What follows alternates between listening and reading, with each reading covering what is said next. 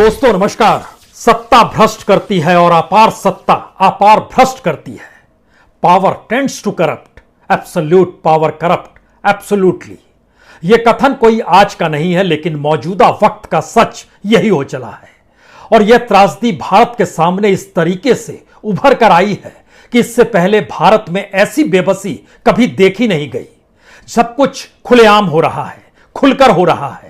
विपक्ष बेबस है, सुप्रीम कोर्ट खामोश है। एक ऐसी परिस्थिति है जिसमें इस देश को जिन हाथों में बेचा जा रहा है, वही हाथ इसी सरकार को और उसी की पॉलिटिकल पार्टी को सबसे ज्यादा पॉलिटिकल फंडिंग कर रहे हैं। और भारत के इतिहास को अगर पलटना शुरू कीजिएगा आजादी के बाद, तो जितनी बड़ी तादाद में पॉलिटिकल फंडिंग बीते 4 बरस के दौरान हुई, इतनी बड़ी फंडिंग इससे पहले कभी नहीं हुई। कभी से मतलब है 1950 से लेकर 2014 तक। आपको यह तस्वीर देखने को नहीं मिलेगी जब करोड़ों के तर्ज पर इस देश में किसी पॉलिटिकल पार्टी को फंड दिया जा रहा हो और उसी कॉरपोरेट को इस देश की संपत्ति कौड़ियों के मोल दी जा रही हो। आपने अभी सुना होगा कि किस किस क्षेत्र में किन किन क्षेत्रों को बेचा जा रहा है और उसकी तादाद कितनी बड़ी है। लेकिन आपने यह नहीं जाना होगा, दरअसल जो कंपनियां इस देश में पॉलिटिकल पार्टी को फंडिंग कर रही है, वह कौन कौन सी कंपनियां हैं और किन किन माध्यमों से वह फंडिंग करती है। और पॉलिटिकल फंडिंग की तादाद हर दिन, यानी बीते 4 बरस के दौर में या फिर 2014 के बाद से अगर स्थितियों को देखना शुरू कीजिएगा, तो सबसे बड़ी बात यह है कि हर दिन 10 करोड़ से ज्यादा बीजेपी के पास फंडिंग आती रही। यह इलेक्ट्रल बॉन्ड से फंडिंग आई, यह कॉरपोरेट्स द्वारा बनाए गए ट्रस्ट के जरिए फंडिंग आई, यह निजी तौर पर फंडिंग दी गई। और यह सारी फंडिंग को जोड़ते चले जाइएगा तो हर दिन 10 करोड़ रुपए फंडिंग पॉलिटिकल पार्टी के पास आ रही है। इतना पैसा इस देश में कैसे आ रहा है? और अगर पैसा आ रहा है तो क्या यह ब्लैक मनी है या व्हाइट मनी है, या फिर व्हाइट को ब्लैक, ब्लैक को व्हाइट करने के जो रास्ते बनाए गए हैं, उसमें पॉलिटिकल फंडिंग करने वाले की पहचान की जरूरत भी अब नहीं है। सुप्रीम कोर्ट भी उस तरफ देख नहीं सकता है, वो आवाज नहीं लगा सकता है कि इलेक्ट्रल बॉन्ड किसने खरीदा और उसके जरिए किस पॉलिटिकल पार्टी को कितना पैसा दे दिया गया। 20,000 रुपए से कम का डोनेशन देने वाले की पहचान भी नहीं होती है, लेकिन 20-20 हजार रुपए जोड़ते चले जाइएगा तो वह करोड़ों की संख्या में आकर खड़े हो जाते हैं। लेकिन ना इलेक्शन कमीशन को फिक्र है, ना सुप्रीम कोर्ट सुओ मोटो लेने की स्थिति में है। और इस देश का अनूठा सच यह है, इस देश के भीतर पार्लियामेंट हो या विधानसभा, हर दूसरा शख्स आपराधिक मामले में गिरफ्त है। लेकिन कोई ऐसा पार्लियामेंट्री और कोई ऐसा एमएलए आपको मिलेगा नहीं जो करोड़पति या अरबपति ना हो। यानी पूंजी और अपराध इस देश की राजनीति को चलाते हैं और राजनीतिक सत्ता इस देश के सिस्टम को चलाती है और सिस्टम उसी पूंजी और अपराध को देखता है। हमें लगता है कि आज इस चक्रव्यूह को भेदा जाए और समझने की कोशिश की जाए कैसे इस दौर में डिसइन्वेस्टमेंट और प्राइवेटाइजेशन शुरू होता है और कैसे जिन हाथों में भारत सरकार की और देश की संपत्ति जिन हाथों में जाती है, वो कितनी बड़ी तादाद में पॉलिटिकल फंडिंग करते हैं। जाहिर है सत्ताधारी पार्टी के पास सबसे ज्यादा फंडिंग जाएगी, लेकिन उसकी तादाद कितनी होगी? 1,000 करोड़ रुपए, 2,000 करोड़ रुपए, 10,000 करोड़ रुपए, कितनी फंडिंग होगी? यह भी कल्पना के परे है।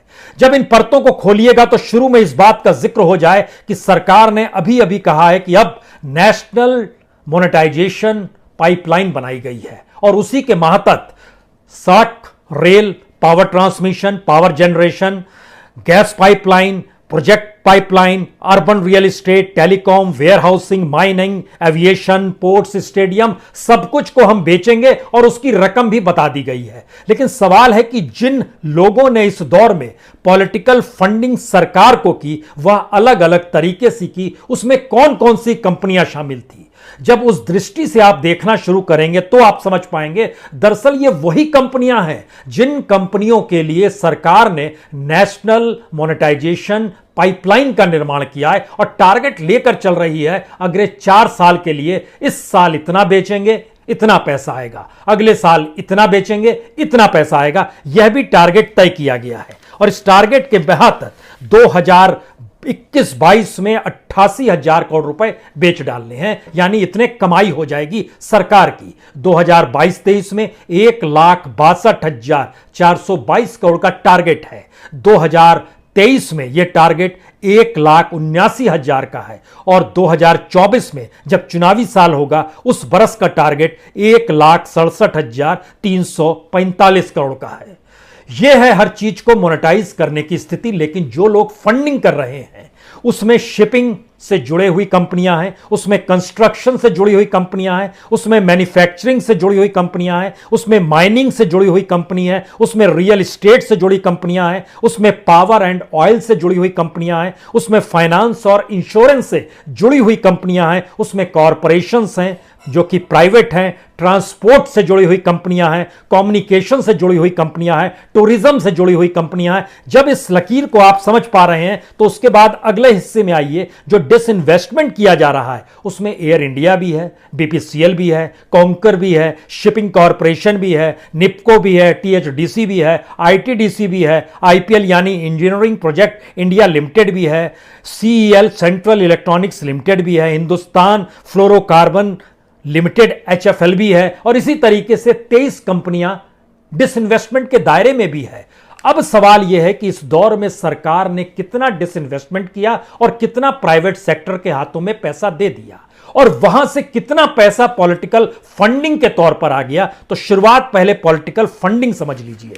यह पॉलिटिकल फंडिंग डराने वाली है क्योंकि इस देश में जब मार्च 2018 इलेक्शन से ठीक पहले जब इलेक्टोरल बॉन्ड की शुरुआत हुई थी कि इसको खरीदिए और आपकी कोई पहचान नहीं होगी, तो वह खरीदते खरीदते स्थिति यह आ गई कि 7,380 करोड़ जी इतने बॉन्ड खरीदेगा, यानी पॉलिटिकल पार्टीज के पास इतना पैसा आया।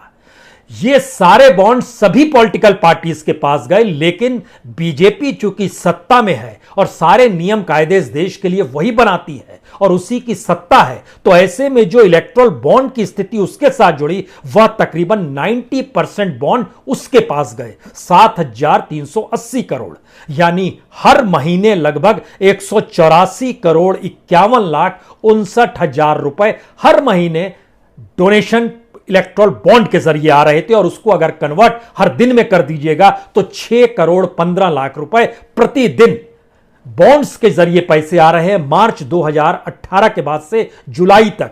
अब आप कल्पना शुरू कीजिए कि जिस दौर में लॉकडाउन था, जिस दौर में ऑक्सीजन इस देश में नहीं मिल रहा था, जिस दौर में लोगों की मौत होती चली जा रही थी, उस दौर में भी इन्हीं बॉन्ड्स के जरिए पैसा पॉलिटिकल पार्टी को दिया जा रहा था। और उसका डाटा निकल कर आया कि जुलाई 2021 में, जो कि पिछला महीना था, अगर 150 करोड़ रुपए दिए गए तो आपको हम लिए चलते हैं अप्रैल के महीने में। याद कीजिए क्या स्थिति थी। मार्च और अप्रैल में इस देश में तबाही मची थी, लेकिन उस दौर में भी 695 करोड़ रुपए इस देश के कॉरपोरेट्स ने बॉन्ड खरीदकर पॉलिटिकल पार्टी को दे दिए।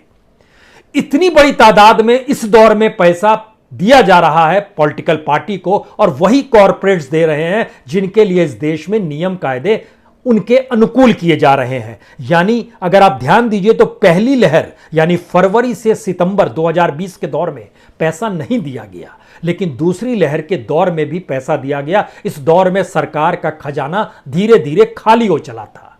इस देश के भीतर जो नीतियां बनाई जाती हैं उन नीतियों पर भी जब ध्यान देना शुरू कीजिएगा तो 2016 में डीमोनेटाइजेशन यानी नोटबंदी, 2017 में जीएसटी और 2018 में याद कीजिए कॉर्पोरेट टैक्स माफ कर दिया गया, 1,46,000 करोड़ रुपए।